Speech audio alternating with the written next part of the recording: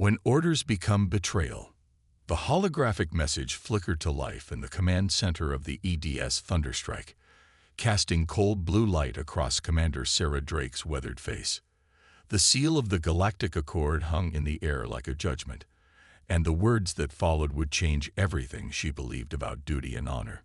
Effective immediately, all Earth Defense Fleet vessels are ordered to evacuate the Kepler 442 bits colony within 72 hours.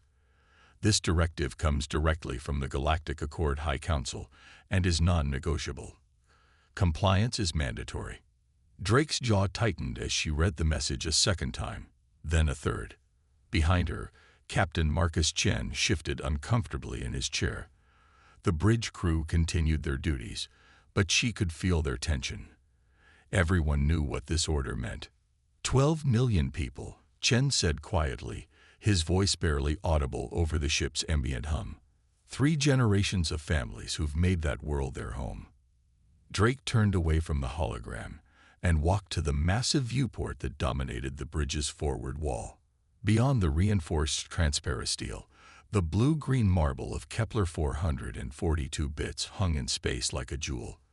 The planet had been humanity's greatest colonization success story. Rich deposits of trilithium and quantum crystals had made it the backbone of Earth's technological advancement. More importantly, it had become home to millions of humans who had never known any other world. "Commander," her communications officer called out, "we're receiving similar reports from the other ships in the fleet. Captains Rodriguez and Kim are requesting immediate conference." "Patch them through to my ready room," Drake ordered. "Chen, you're with me." As they entered the smaller chamber adjacent to the bridge, Drake's mind raced through possibilities. The evacuation order made no strategic sense. Kepler 442 bits was humanity's most valuable holding outside the Sol system. The planet's defensive platforms and the orbital fleet presence had kept it secure for decades. Why abandon it now? The faces of her fellow captains appeared on the room's communication screen. Captain Elena Rodriguez of the EDS Valorous looked as confused as Drake felt, while Captain David Kim's expression was one of barely controlled anger. "This has to be a mistake," Rodriguez said without preamble. "The Accord wouldn't order us to abandon 12 million colonists without explanation." "It's no mistake," Kim replied, his voice tight.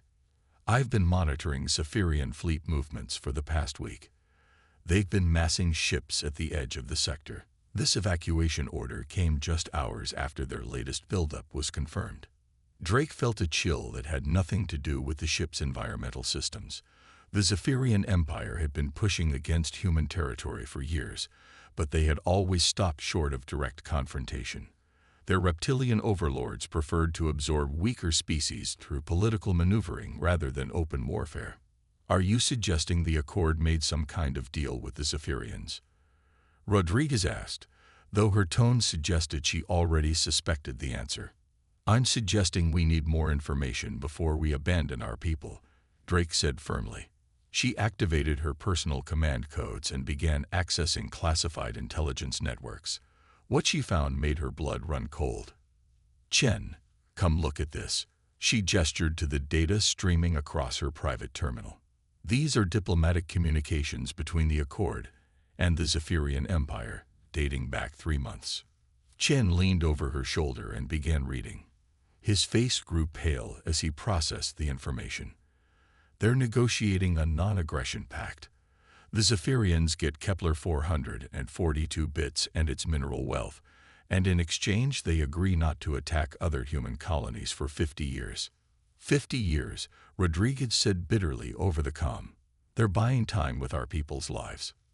Drake stood and began pacing the small room. Every instinct she had developed in 20 years of military service was screaming warnings. The Galactic Accord had been created to protect smaller species from the predations of galactic empires like the Zephyrians. But somewhere along the way, protection had become appeasement. "There's more," Kim said, his voice heavy. "According to the intelligence reports I'm seeing, the Zephyrians don't take prisoners. Species that resist absorption are either enslaved in their mining operations or processed for biomass. The room fell silent except for the low hum of the ship's systems. Drake thought about the family she had visited during her last inspection of the colony. Children who had been born under Kepler 442 bits as twin sons and had never seen Earth. Scientists and engineers who had spent decades building something better than humanity had ever achieved.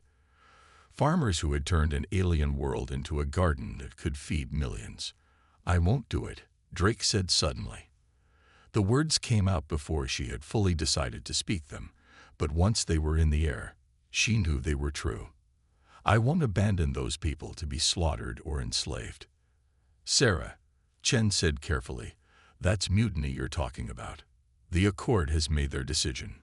"The Accord has made a coward's bargain," Drake replied.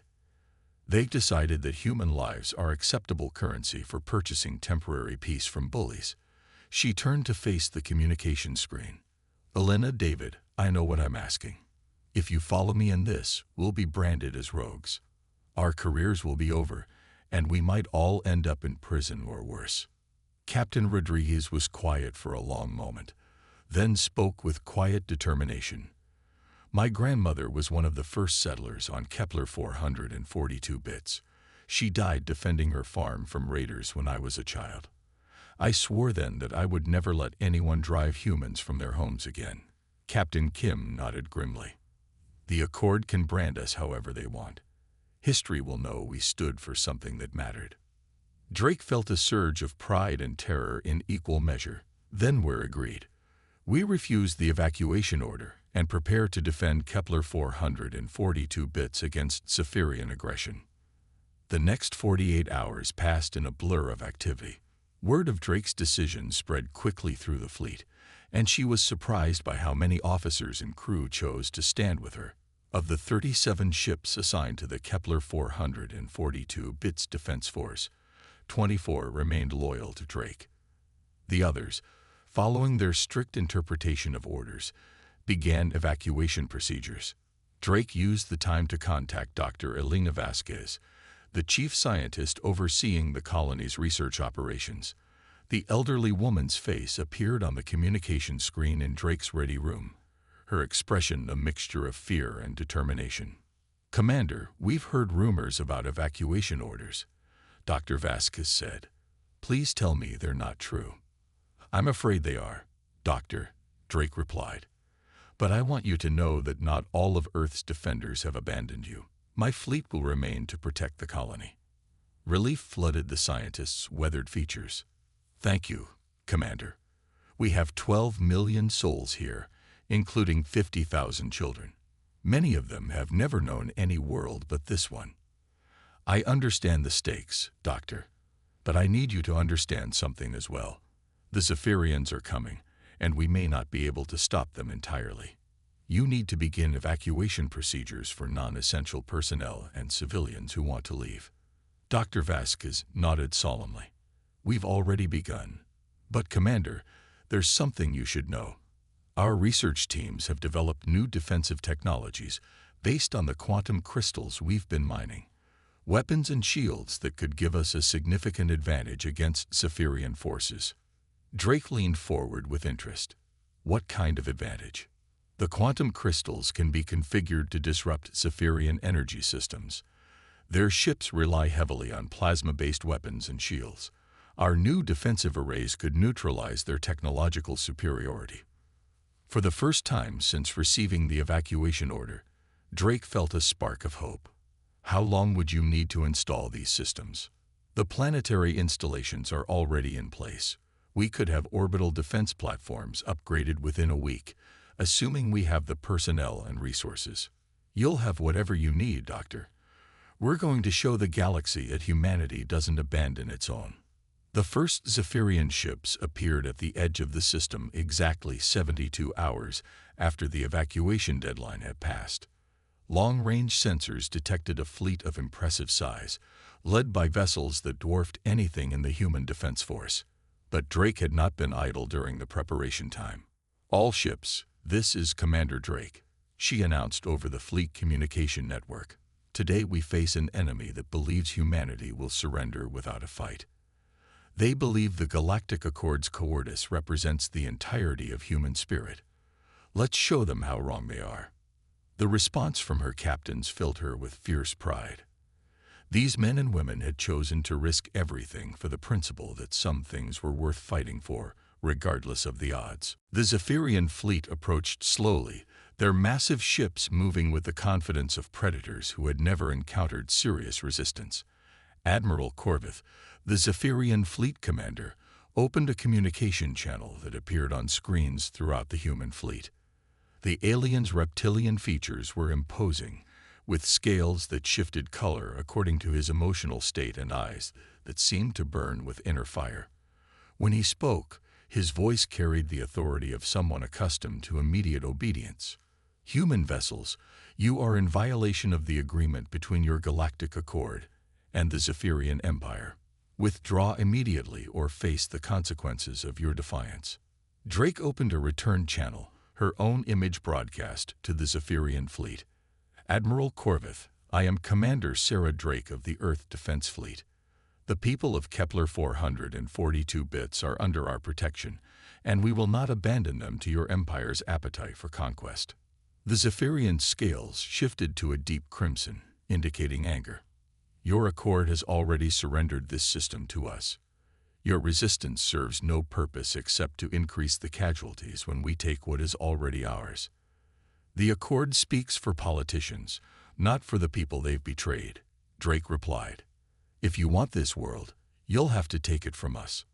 Admiral Corvith's expression showed something that might have been amusement. Very well, human, you have chosen extinction over wisdom. Do not expect mercy when your defenses fail. The communication ended, and Drake turned to her tactical officer. All ships, defensive formation Alpha. Stay close to the orbital platforms and let their new quantum crystal arrays do their work.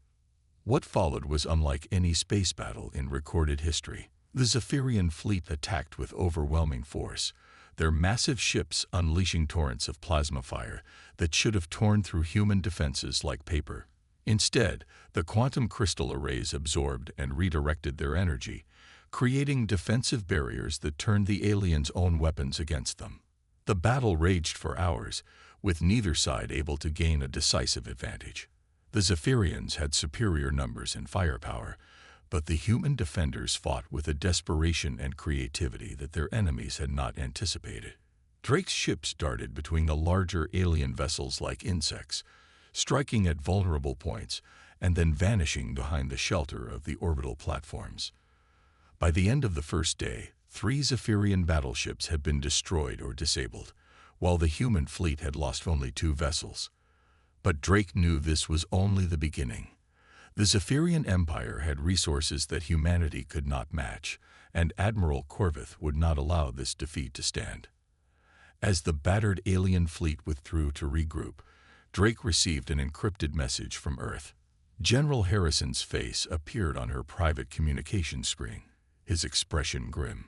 Commander Drake, you and your officers are hereby ordered to return to Earth immediately to face court-martial for mutiny and violation of direct orders. Drake looked at the man who had been her mentor for years and felt a deep sadness. General, with respect, I cannot comply with that order. My duty is to the people of this colony and to the principles that the Earth Defense Fleet was founded to uphold. Sarah, Harrison said, using her first name for the first time in their professional relationship, the Accord is furious. They're threatening to expel humanity from the galactic community entirely if you don't withdraw. Let them, Drake replied. If the price of membership in their community is abandoning our own people to slavery and death, then we don't belong there anyway. The general was quiet for a long moment, and when he spoke again, his voice was different. Off the record, Commander, there are many of us here who admire what you're doing. But officially, I have to inform you that Earth cannot support your actions. I understand, General. We're on our own. Not entirely, Harrison said quietly. Supplies and equipment have been reported missing from various Earth defense installations. Some of these items may mysteriously appear in your area of operations. Drake felt a surge of gratitude.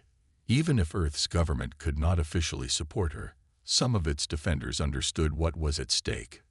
Over the following weeks, Drake's defiance became a symbol that resonated far beyond the borders of human space. News of the battle at Kepler 442 bits spread throughout the galaxy, inspiring other species that had been victims of Zephyrian aggression. The quantum crystal technology proved so effective that several smaller civilizations began requesting alliance with humanity rather than seeking protection from the Galactic Accord. But Drake knew that the true test was yet to come. Admiral Corvith would return with a larger fleet and different tactics. The question was whether humanity's newfound defiance would be enough to stand against the full might of the Zephyrian Empire. As she stood on the bridge of the Thunderstrike, looking out at the planet she had sworn to protect, Drake thought about the choice that had brought her to this moment. The Galactic Accord had ordered her to be reasonable, to accept that some sacrifices were necessary for the greater good. But she had learned that there were some sacrifices that destroyed the very thing they were meant to protect. The people of Kepler 442 bits slept safely in their beds that night, defended by a force that refused to calculate the cost of doing what was right. And in that refusal, something new was being born in the galaxy, something that would change the balance of power forever. When humanity refused to kneel. 3 months had passed since Commander Sarah Drake's fleet first stood against the Zephyrian Empire, and the conflict had evolved into something no one had anticipated. What began as a desperate defense of a single colony had become a galactic phenomenon that challenged the very foundations of interstellar politics. Drake stood in the expanded command center that had been constructed within the Kepler 442 bits orbital defense complex. The facility now served as headquarters for what the galactic media had dubbed the human resistance, though Drake preferred to think of it simply as people doing their duty. The command center buzzed with activity as officers from a dozen different species worked alongside human defenders. Commander Captain Riley Torres called out from the intelligence station. The young officer had arrived just 2 weeks earlier, leading a convoy of volunteer ships from the outer colonies. We're receiving reports from our scouts in the Arcturus sector. Admiral Corvith has assembled a fleet of over 200 vessels. Drake studied the tactical display that dominated the center of the room. Red markers indicated Zephyrian positions, while blue markers showed the locations of ships loyal to her cause. In 3 months, her original force of 24 ships had grown to nearly 70 vessels, with more arriving each week. 200 ships, repeated Captain Marcus Chen, who had been promoted to Drake's chief of staff. That's the largest Zephyrian fleet ever assembled.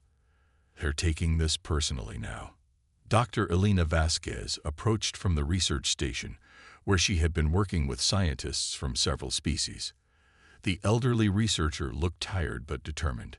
Commander, our allies from the Centauri Republic have provided us with intelligence about Zephyrian command and control systems. Combined with our quantum crystal technology, we believe we can create weapons capable of disrupting their entire fleet coordination. Drake nodded thoughtfully. The alliance that had formed around humanity's defiance had surprised everyone, particularly the Galactic Accord. Species that had never worked together before were now sharing technology and resources in support of what they saw as a stand for principle against tyranny. What's the timeline for deployment? Drake asked. We could have the first weapons ready within a week, Dr. Vasquez replied. But Commander, there's something else. We've received a message from Earth that you need to see. The transmission that appeared on the main screen showed President Martins of the Earth Federation, but the background revealed she was speaking from an undisclosed location rather than her usual office. Her expression was grave as she began to speak. Commander Drake, while I cannot officially endorse your actions, I want you to know that Earth stands behind you in spirit. The Galactic Accord has threatened to impose economic sanctions on Earth if we continue to provide indirect support to your cause. But they have underestimated both human stubbornness and our commitment to our principles. The President paused, and for a moment her official demeanor cracked slightly. Sarah, as one human to another, know that you carry the hopes of our entire species. The galaxy is watching to see if humanity will stand by its values when tested. You've already proven that we will." The transmission ended, leaving the command center in thoughtful silence. Drake felt the weight of responsibility that came with representing not just her own beliefs, but the character of her entire species. Her contemplation was interrupted by an urgent alarm from the sensor array.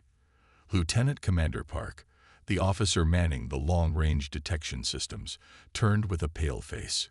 "Commander, massive energy signatures detected at the system's edge. It's Admiral Corveth's fleet, and they're coming in fast." The main display shifted to show the approaching Zephyrian armada. 200 ships of various sizes, led by Admiral Corveth's massive flagship, advanced toward Kepler 442 bits with deadly purpose. But there was something different about their formation this time. "They're not heading directly for the planet," observed Captain Torres. "Look at their trajectory. They're moving to establish a blockade around the entire system." Chen nodded grimly. "Classic siege tactics. Cut off supplies and reinforcements, then grind down the defenders until they surrender or starve." Drake studied the enemy formation with growing concern. Admiral Corveth had learned from their previous encounters. This time, the Zephyrian commander would not allow human mobility and quantum crystal technology to dictate the terms of engagement. "All ships, prepare for defensive operations," Drake ordered over the fleet communications network. "But remember, we're not just fighting for ourselves anymore. Half the galaxy is watching to see if it's possible to stand up to bullies like the Zephyrians." The siege began slowly, with Zephyrian forces taking positions at key points around the system. Rather than launching immediate attacks, Admiral Corveth seemed content to establish his blockade and wait for the human defenders to make the first move. But Drake had anticipated this strategy. "Dr. Vasquez, are the new disruption weapons ready for deployment?" The scientist nodded. "We have 12 units installed on fast attack craft. Each one should be capable of disabling multiple Zephyrian ships by overloading their neural command networks." Drake turned to Captain Torres. "Riley, I'm giving you command of the disruption weapon deployment. Take your fastest ships and hit their command vessels. If we can break their coordination, we can break their siege." The young captain straightened with pride and determination. "Understood, Commander. We won't let you down." As Torres led her strike force toward the Zephyrian positions, Drake received an unexpected communication from Admiral Corveth himself. The reptilian commander's image appeared on the main screen, his scales showing the deep red coloration that indicated intense anger. "Commander Drake, your continued resistance has become an embarrassment to the Zephyrian Empire. Surrender now, and I will ensure that the colonists are given quick deaths rather than being sent to the labor camps." Drake stepped forward so that her own image would be clearly visible to the Zephyrian commander. "Admiral Corveth, the only embarrassment here is that a galactic empire needs 200 ships to take a single system from a species you consider inferior." The alien scales shifted to an even deeper shade of red. "Your arrogance will cost many lives, human. Even now, our fleets are moving against Earth itself. Your homeworld will burn as punishment for your defiance." Drake felt a chill of fear, but she kept her expression steady. The threat against Earth changed everything. If the Zephyrians were willing to attack humanity's homeworld, this conflict had escalated beyond anything she had anticipated. "You're lying," she said, though part of her feared it might be true.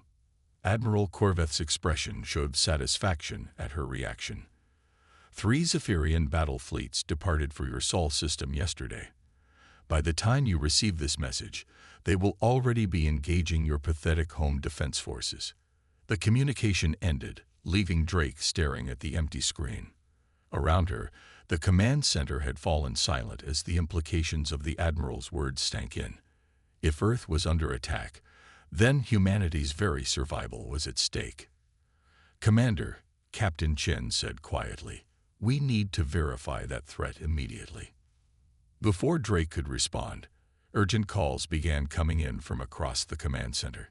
Captain Torres' strike force had engaged the Zephyrian blockade line, and the disruption weapons were proving devastatingly effective. Zephyrian ships were losing power and coordination as the quantum crystal technology interfered with their neural command systems. But even as victories were reported from the battlefront, Drake's attention was focused on establishing communication with Earth. The quantum communication array finally locked onto the Sol system, and the image that appeared on her screen confirmed her worst fears. General Harrison's face showed strain and exhaustion as explosions flashed in the background behind him. "Sarah, Earth is under attack. 3 Zephyrian fleets hit us 6 hours ago. Our defenses are holding for now, but they have us outnumbered 4-1. Drake felt the weight of command settling on her shoulders like a physical burden. Her defiance at Kepler 442 bits had provoked this attack on Earth. Millions of lives were at risk because of her decision to resist the Galactic Accord's orders. "General, I'm coming home," she said without hesitation. "We'll break off our defense here and bring everything we have to help protect Earth." "Negative, Commander," Harrison replied firmly. "Your fleet wouldn't reach us in time to make a difference. But there might be another way." The general's expression grew thoughtful. "Our intelligence networks have identified the Zephyrian command ship directing the attack on Earth. If that ship could be eliminated, their entire offensive would lose coordination." Drake understood immediately. The same neural command networks that made Zephyrian fleets so effective also made them vulnerable if their central coordination could be disrupted. "You want me to take out Admiral Corveth's flagship here and hope it affects their operations at Earth?" "It's a long shot," Harrison admitted. "But our analysis suggests that Zephyrian military doctrine relies heavily on real-time coordination between fleet commanders. Remove Corveth, and the other admirals might lose effectiveness." Drake looked around the command center at the faces of the men and women who had followed her into what everyone had known might be a suicidal mission. They had trusted her judgment this far, and now she was about to ask them to risk everything on an unproven theory. "Dr. Vasquez," she called to the chief scientist, "could we modify the disruption weapons to create a more powerful version? Something capable of completely destroying the ship's neural networks rather than just disabling them." The elderly scientist thought for a moment. It would require combining multiple quantum crystal arrays into a single device. The resulting weapon would be extremely unstable and could only be used once. How close would a ship need to get to deploy such a weapon effectively? Dr. Vasquez looked uncomfortable with the direction of the conversation. Close enough that the attacking ship would almost certainly be destroyed by the weapon's feedback pulse. The command center fell silent again as everyone understood what Drake was considering. A suicide mission against the most heavily defended ship in the Zephyrian fleet, based on the hope that it might somehow help Earth's defense. Captain Chen stepped forward. "Commander, you can't be seriously considering this." "I'm not considering it, Marcus," Drake replied quietly. "I've decided on it. Earth is under attack because of my actions. I have a responsibility to do whatever it takes to protect our homeworld." "Then I'm coming with you," Chen said immediately. "As am I," added Captain Torres, who had just returned from her successful strike against the Zephyrian blockade. Drake looked around the room and saw the same determination on every face. These people had already sacrificed their careers and potentially their lives to follow her. She would not ask them to sacrifice more. "No," she said firmly. "This is something I have to do alone. The rest of you will continue the defense of Kepler 442 bits and coordinate with our allies throughout the galaxy. The resistance we've built here is more important than any one person." Despite the protests of her officers, Drake began preparing for her final mission. The Thunderstrike was equipped with the modified quantum crystal weapon that Dr. Vasquez's team had constructed. The weapon occupied most of the ship's cargo bay and required Drake to operate with a minimal crew to reduce casualties. As her ship approached Admiral Corveth's massive flagship, Drake opened a final communication to her fleet. "To all ships in the Resistance fleet, this is Commander Sarah Drake. For 3 months, we have stood together against tyranny and shown the galaxy that some principles are worth fighting for. Whatever happens today, Remember that we proved that freedom is not something that can be negotiated away by politicians or conquered by empires. It exists in the hearts of people who refuse to kneel. The attack on Admiral Corveth's flagship was brief but spectacular. Drake's ship, moving at maximum speed, penetrated the Zephyrian defensive screen through a combination of surprise and desperate courage. The quantum crystal weapon detonated just as the thunderstrike reached the enemy flagship's hull, creating a cascade of energy that destroyed both ships in a blaze of light visible throughout the system. The effect on the Zephyrian fleet was immediate and dramatic. Without Admiral Corveth's central coordination, the naval formations began to lose cohesion. Ships that had been moving in perfect harmony suddenly began operating independently, reducing their effectiveness dramatically. More importantly, the quantum pulse from the weapon created a resonance effect that propagated through the Zephyrian neural communication network. Reports began arriving from Earth within hours. The Zephyrian fleets attacking humanity's homeworld had suddenly withdrawn, their commanders apparently unable to maintain coordinated assault operations. The aftermath of Drake's sacrifice reverberated throughout the galaxy. The Galactic Accord, faced with overwhelming pressure from member species who had been inspired by humanity's stand, formally apologized for their attempted abandonment of Kepler 442 bits. They restructured their policies to ensure that no member species could be sacrificed for political convenience in the future. But perhaps more importantly, the principle that Drake and her followers had died for became a rallying cry for oppressed peoples throughout the galaxy.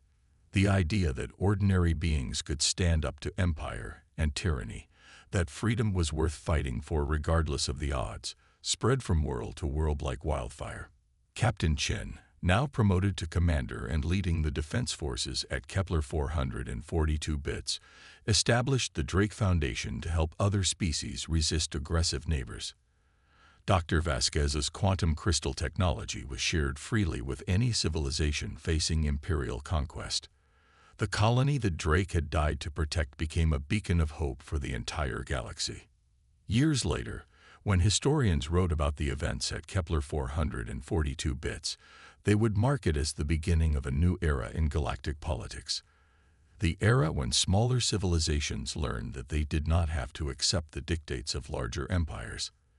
The era when the galaxy discovered that sometimes the most powerful force in the universe was a group of beings who simply refused to surrender their principles. Commander Sarah Drake had defied the Galactic Accord's orders and forced them to apologize.